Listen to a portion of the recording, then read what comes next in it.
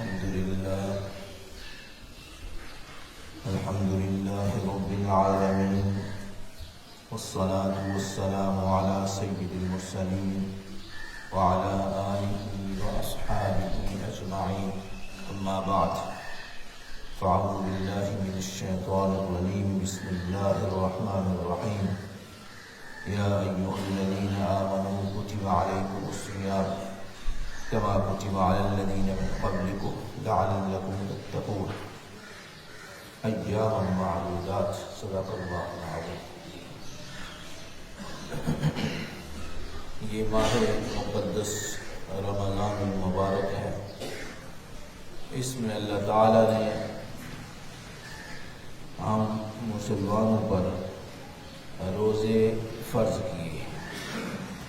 ارشاد فرمایا، یا ایھا الذین آمنوا، اے اہل ایمان، کتب علیکم الصیام، تم پر ہم نے روزے فرض کیے. اور روزے کا مطلب یہ ہے کہ صبح سے لے کر غروب آفتاب تک کھانا پینا اور لذت سے رکنا ہے. اس کے بعد مغرب کے بعد صبح تک اجازت ہے کھانے اور پینے کی. یہ ہے روزہ. صبح سے لے کر شام تک انسان اپنے آپ کو روکتا ہے. صبر کہہ لیں تب بھی ٹھیک ہے کہ انسان اپنے آپ کو قابو رکھتا ہے، صبر کرتا ہے. صبح سے لے کر شام تک وہ اپنے آپ کو کھانے اور پینے سے روکتا ہے. پھر اس کے بعد رات بھر اللہ تعالیٰ نے اجازت دی ہے کھانے اور پینے کی. یہ وقت کی تبدیلی ہے. اللہ تعالیٰ نے وقت کو بدل دیا ہے تمہارے کھانے اور پینے کا. ارشاد فرمایا، کما کتب علی الذین من قبلکم، یہ جو روزے ہم نے فرض کیے ہیں یہ صرف تم پر ہی نہیں ہے، پہلی امتوں پر بھی ہم نے فرض کیے تھے. ایسا نہ ہونا کہ سمجھنا کہ تم پر بہت بڑا بوجھ پڑ گیا ہے اور تم اس بوجھ کو اٹھا نہیں سکتے. فرمایا نہیں، پہلی امتوں میں بھی مختلف طریقوں سے، مختلف انداز سے ہم نے روزے فرض کیے تھے. فرمایا لعلکم تتقون، تاکہ تم متقی اور پرہیزگار بن جاؤ. یہ پابندی جو ہے اس کا مقصد یہ ہے کہ تم متقی بنو، پرہیزگار بنو. کھانے پینے کی تو اجازت ہے، اللہ نے اجازت عطا فرمائی ہے، لیکن ان مخصوص اوقات میں اللہ نے روک دیا ہے. ارشاد فرمایا، تم ان مخصوص اوقات سے وہ چیزیں جو تمہارے لیے جائز تھیں، کھانا پینا، وہ میرے حکم سے تم نے اپنے آپ کو روک لیا ہے. یعنی حلال چیزیں جو ہیں، اس کا مطلب یہ ہے کہ جو ہمیشہ کے لیے حرام ہیں، تاکہ تم میرے اس حکم کے مطابق ہمیشہ کے لیے متقی اور پرہیزگار بن جاؤ. یعنی اس ایک ماہ میں نے حلال چیزوں سے تمہیں روکا ہے. تمہارے اوقات جو ہیں ان کو تبدیل کر دیا ہے، یعنی حلال چیزوں سے. تو میرے حکم کے مطابق تم حلال چیزوں سے رک گئے ہو. اس کا معنی یہ ہے کہ باقی 11 مہینے جو ہیں میرے جو حرام کردہ چیزیں ہیں ان سے بھی تم رک جاؤ گے. یہ تربیت فرمائی جا رہی اس ماہ مقدس میں کہ میرے جو چیزیں حلال کی ہیں، میرے حکم کے مطابق ٹائم تم نے تبدیل کر دیا ہے. صبح سے لے کر شام تک تم کچھ کھانے پینے کے مجاز نہیں ہو، نہیں کھاتے میرے حکم کے مطابق. اس کا مطلب یہ ہے کہ باقی جو 11 مہینے ہیں جو حرام چیزیں ہیں جن سے میں نے تمہیں روکا ہے، میرے حکم کے مطابق ان سے تم رک جاؤ گے. یہ لعلکم تتقون کا معنی ہے تاکہ تم متقی اور پرہیزگار بن جاؤ. اس ماہ مقدس میں تمہیں متقی اور پرہیزگار بنانا ہے ہمیں. سبحان اللہ، یہ ہے روزے کا مقصد. اب اگر لعلکم تتقون یعنی متقی اور پرہیزگار اگر نہ بنے پھر روزے کا مقصد حاصل تو نہ ہوا. اور اگر روزے کا مقصد حاصل نہ ہوا تو پھر صبح سے لے کر شام تک کھانے پینے سے رکنے کا کیا مطلب ہے، کیا معنی ہے؟ لہذا ہماری نظر روزے کا مقصد جو ہے یعنی متقی اور پرہیزگار بننا اس پر ہونی چاہیے کہ یہ روزہ مجھے فائدہ بھی دے رہا ہے یا نہیں، یا صرف میرا کھانا اور پینا چھوٹا ہوا ہے. اگر صرف کھانا اور پینا ہی چھوڑنا ہے، اللہ نے یہ اوقات کی تبدیلی فرما دی ہے، اس کا کچھ معنی ہے، مقصد ہے. اور اگر وہ معنی اور مقصد پورا نہ ہوا تو پھر روزے کا کچھ فائدہ نہیں. پھر کھانے اور پینے سے رکنے کا کیا مطلب ہے؟ تو ارشاد فرمایا لعلکم تتقون، تاکہ تم متقی اور پرہیزگار بن جاؤ. حضرت ابو ہریرہ رضی اللہ عنہ روایت فرماتے ہیں حضور نبی کریم صلی اللہ علیہ وسلم نے ارشاد فرمایا من صام رمضان ایمانا و احتسابا، فرمایا جو شخص روزہ رکھتا ہے رمضان المبارک میں حالت ایمان میں اور احتسابا اپنا احتساب کرتے ہوئے کہ میری غلطیاں ہیں، میری کوتاہیاں ہیں، میں اللہ کی نافرمانی کرتا ہوں، اس سے میں نے بچنا ہے، یعنی اللہ کے حکم کے فرمایا احتساب کرتے ہوئے فرمایا غفر له ما تقدم من ذنبی، فرمایا اس کے پہلے جتنے گناہ ہیں سارے کے سارے معاف ہو جاتے ہیں. اب یہ اجر ہے، اجر. لیکن یہ اجر جو ہے کب ملے گا؟ جب شرط پوری ہوگی. یہ بات ہے، شرط پوری ہوگی تو اجر ملے گا. یعنی ایمانا و احتسابا، فرمایا جو احتساب اپنا احتساب کرتے ہوئے، اپنی جانچ اور پڑتال کرتے ہوئے، اپنے آپ کو سیدھے راستے پر ثابت قدم رکھتے ہوئے اور یہ کہتے ہوئے کہ میں نے متقی اور پرہیزگار بننا ہے، اس حالت میں تم روزہ رکھتے ہو تو فرمایا تمہارے پہلے گناہ جتنے بھی ہیں وہ سارے کے سارے معاف کر دیے جاتے ہیں. روزہ سے حاصل ہونے والے یہ روزہ ویسے چیز نہیں ہے، اس کے اسرار ہیں، رموز ہیں. فرمایا وہ حاصل کرو. کیا؟ سب سے پہلے تقویٰ. تقویٰ انسان کو، تقویٰ کیا چیز ہے؟ انسان کو حرام چیزوں سے اجتناب کرنا، اس کی تعلیم ہے. انسان حرام چیزوں سے بچتا ہے، یہ تقویٰ ہے.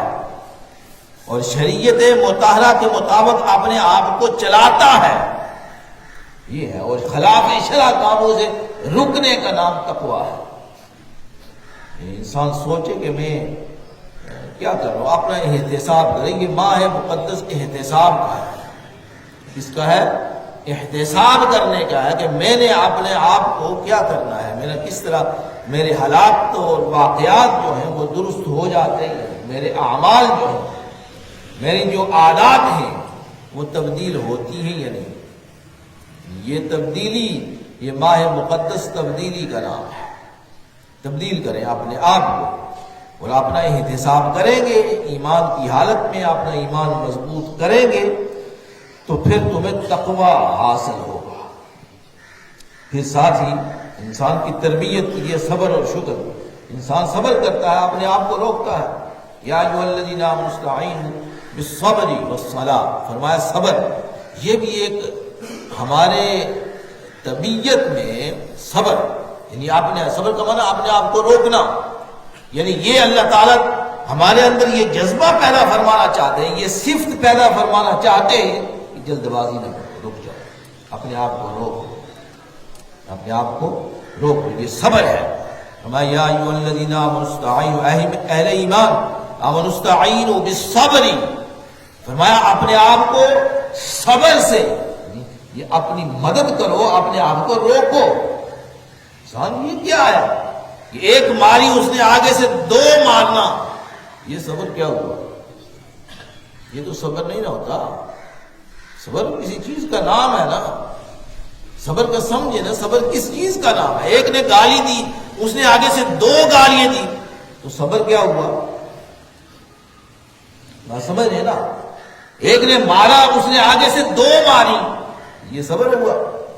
تو پھر آپ نے آپ کو یہ بھی کہنا کہ میں نے 2 ماری ہے، میں بہت طاقتور ہوں؟ نہیں، وہ اس کو طاقتور نہیں کہتے۔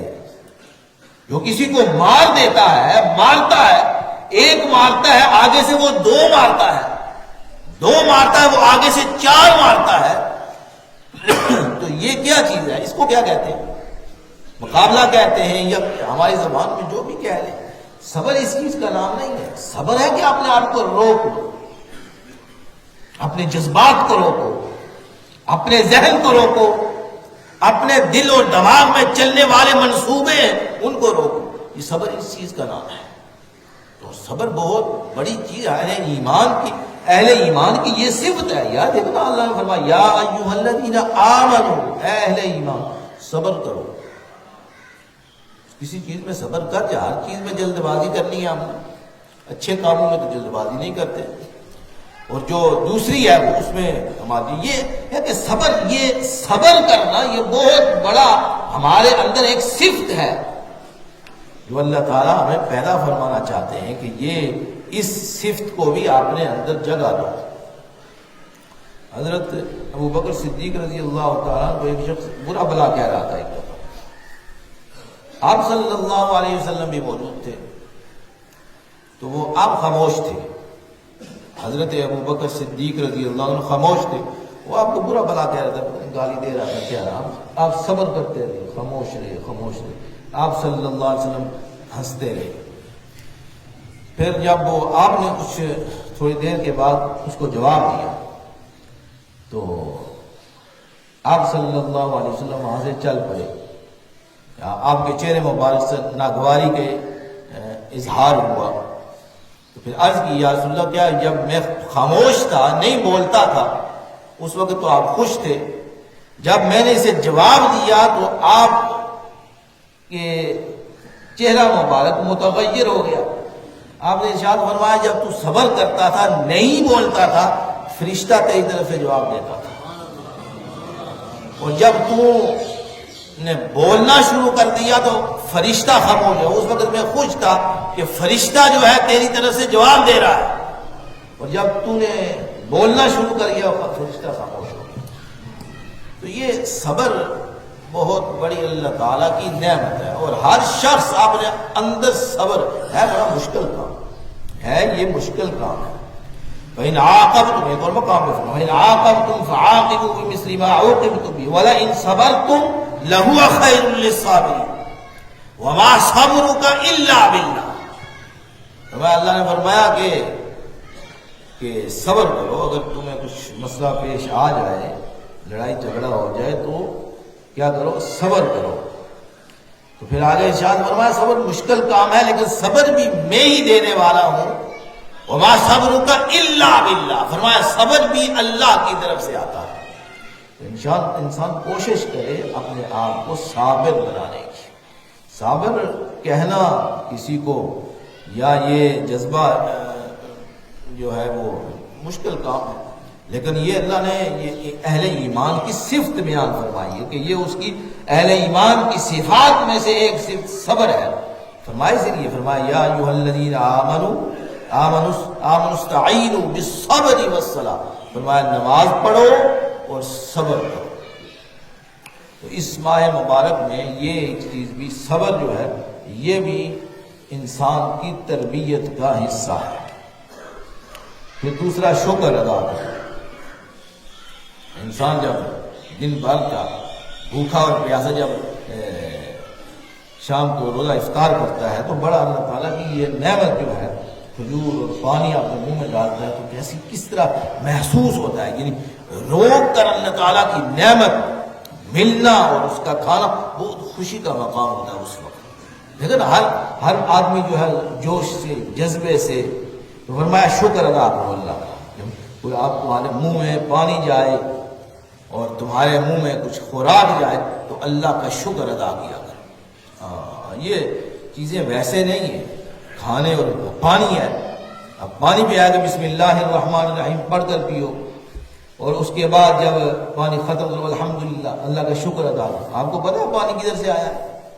آپ کو پتا ہے پانی کہاں سے میسر ہوا ہے؟ زمین کی کن تہوں سے پانی نکلا ہے اور کس جگہ سے آیا ہے؟ کتنے دور دراز سے سفر کر کے یہ پانی ہمارے منہ تک پہنچا ہے۔ ایسے بات نہیں ہے، ویسے نہیں فرمایا بسم اللہ الرحمن، اللہ کا نام لے کر پانی پیو۔ کیوں؟ اس پانی پہ غور کرو کہ یہ کہاں سے آیا ہے۔ زمین کی تہ سے نکل کے آیا ہے، یا کسی سمندر سے نکلا ہے اسے صاف کیا گیا ہے، یا کسی کنویں سے نکلا ہے، یا کسی چشمے کا پانی ہے، اور کتنا دور دراز سے سفر کر کے تمہارے منہ تک پہنچا ہے۔ اللہ کا شکر ادا کرو، بسم اللہ، اللہ کا نام لے کر جس نے اس پانی کو پیدا فرمایا، تخلیق فرمایا اور تمہارے منہ تک پہنچایا، اور پھر تمہارے منہ تک پہنچانے کے بعد پھر تمہارے اندر جائے گا اور کہاں کہاں جذب ہوگا، اور جذب ہونے کے بعد کس انداز سے تمہارے اندر سے نکلے گا۔ ایسی باتیں کرتے ہیں یہ، ویسے اللہ نے یہ اپنی نعمتوں کے بارے میں یہی فرمایا بسم اللہ الرحمن، اللہ کا نام لے کر پیو، اور تمہیں احساس ہو کہ اس کا پیدا کرنے والی وہ ایک ذات وحدہ لا شریک ہے، جس نے اتنے بڑا فاصلہ طے کر کے تمہارے منہ تک پہنچایا ہے۔ اور پھر جب تم پی چکو تو پھر یہ کرو الحمدللہ، سب تعریفیں اس ذات پاک کے لیے۔ اسی طرح پانی ہے، اب اندر جائے گا، پانی کیا کرے گا جی؟ پانی کیا پانی جذب ہوگا، اور جذب ہو کر تمہارے اندر کیا کرے گا؟ تمہاری خشکی کو دور کرے گا، تمہاری رگیں خشک ہوئی ہوئی ہے، تمہاری رگوں کو تر کرے گا، پھر اللہ کا نام لو۔ اسی طرح خوراک ہے، خوراک کہاں سے آئی ہے؟ گندم کا ایک دانہ کس زمین کا ہے؟ کس نے بویا ہے؟ کہاں سے نکلا ہے؟ کس نے اسے اندر سے خارج کیا ہے، پھر اس کو صاف کیا ہے، صاف کرنے کے بعد دکان پہ پہنچا ہے، پھر تم نے خریدا ہے، پھر اسے گوندا گیا، پھر اس ایک لقمے کو دیکھو تمہارے منہ تک آ رہا ہے۔ یہ باتیں ہیں اللہ تعالیٰ نے ویسے نہیں فرمایا بسم اللہ، اللہ کا نام لو، اللہ کی حمد کرو، یعنی بغیر تمہیں کسی مشقت کے ہر شے اپنے گھر تمہیں پہنچا رہا ہے، اور آپ نے دو ہاتھ دیے ہیں، دایاں ہاتھ اور بایاں ہاتھ، فرمایا یہاں سے لقمہ لو، تین انگلی سے لقمہ اٹھا کر اپنے منہ تک لے جاؤ۔ سارے جانوروں کو فرمایا تم نے منہ نیچے کر کے کھانا ہے۔ کبھی غور کیا آپ نے ہماری زندگی کیسے گزر رہی ہے؟ فرمایا دیکھیں آپ، جانور جو ہیں منہ نیچے کر کے کھاتے ہیں، اور ہمیں اللہ تعالیٰ نے ہاتھ ادا فرمائے، وہاں سے اٹھاؤ اور یہاں آ کر ایسے منہ میں ڈالو۔ تمہارا منہ نیچے کرنے کے لیے نہیں فرمایا، تمہارا جھکے تو میرے آگے جھکے، کہیں اور نہ جھکے۔ فرمایا تمہارا سر جھکے تو میری ذات کے سامنے جھکے، اور باقی اگر کہیں جھکنا پڑے میں تمہیں ہاتھ دیے۔ کھانے کے آگے کھانا کوئی ایسی چیز نہیں ہے، تمہیں زندہ رکھنے کے لیے ہم نے کھانا اور پینا دیا ہے۔ فرمایا نیچے سے اٹھاؤ اپنے دائیں ہاتھ سے اور یہاں آ کر منہ میں ڈالو اور اللہ کا شکر ادا کرو۔ سبحان اللہ۔ تو یہ باتیں فرمایا صبر اور شکر، اللہ کی جو نعمت بھی ملے اس پر شکر ادا کرو۔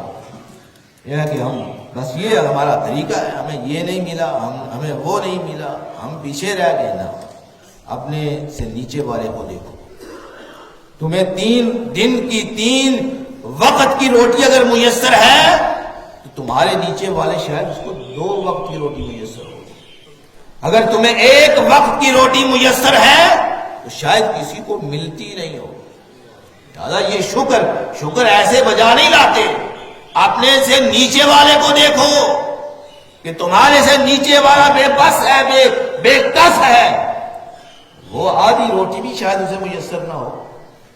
تمہیں 2 روٹیاں میسر ہیں، تمہیں تر روٹیاں میسر ہیں، گھی والی روٹیاں میسر ہیں، اور تمہارے سے نیچے والا شاید سوکھی روٹی بھی اسے میسر نہ ہو۔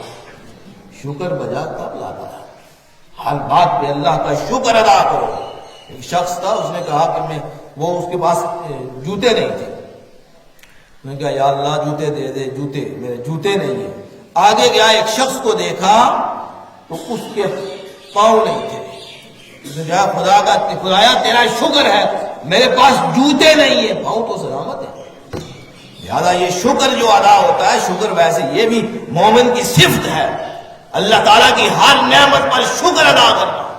تو پھر ارشاد فرمایا لئن شکرتم لازیدنکم, اگر اس نعمت پر شکر ادا کرو گے میں تمہیں مزید نعمتیں عطا فرماؤں گا. تو یہ ہے کہ اسے اس ماہ مقدس میں صبر اور شکر, یہ دو صفتیں بھی پیدا ہوتی ہیں انسان کے اندر. انسان ان دو صفتوں میں غور کرے نا اپنے آپ. ہر بندے نے اپنی تربیت کرنی ہے, مولوی نے تربیت تو نہیں کرنی, پیر نے تربیت تو نہیں کرنی, اور کسی عالم نے تربیت, اس نے راستہ دکھانا ہے. یہ نہیں کہ ایسے کر کے دو تو آپ کو ادھر لے جائے آسمانوں پہ, ایسے کچھ نہیں ہوتا. ایسے کچھ نہیں ہوتا کہ وہ دوسرا دم کیا اور آسمانوں پہ لے گیا. نہیں, یہ تربیت ہوتی ہے. شیخ کیا کرتا ہے؟ تربیت کرتا ہے. پیر کیا کرتا ہے؟ تربیت کرتا ہے. استاد کیا کرتا ہے؟ تربیت کرتا ہے. تمہیں راستے بتاتا ہے, دکھاتا ہے, چلاتا ہے, اور ساتھ ساتھ وہ چلتا ہے اور کہتا ہے اے اس راستے پر تم چلو. یہ نہیں ہے کہ وہاں چلے جاؤ اور تمہیں پکڑ کے جناب آسمانوں پر لے جائے, ایسے نہیں ہوتا. محنت کرنی پڑتی ہے نا, دنیاوی کاموں کے لیے محنت نہیں کرتے. ارے صبح سے لے کر شام تک جناب اسی روزی کے لیے بھاگتے پھرتے ہیں. اللہ نے ارشاد فرمایا, ایسے بات نہیں, اللہ نے فرمایا محنت کرو گے تمہیں روزی ملے گی. اسی طرح اپنی تربیت کرنے کے لیے محنت کرو گے تو تمہاری تربیت ہوگی. اگر نہیں محنت کرو گے تو پھر تربیت نہیں ہوگی. اللہ نے فرمایا قد افلح من زکا, فلاح وہ شخص پاتا ہے جس نے خود اپنا تزکیہ کر لیا. خود اپنا تزکیہ کرے گا, اپنی تربیت کرے گا تو وہ کامیاب ہوگا, ورنہ کچھ نہیں ہوگا. اللہ تعالیٰ عمل کرنے کی توفیق عطا فرمائے. وما علینا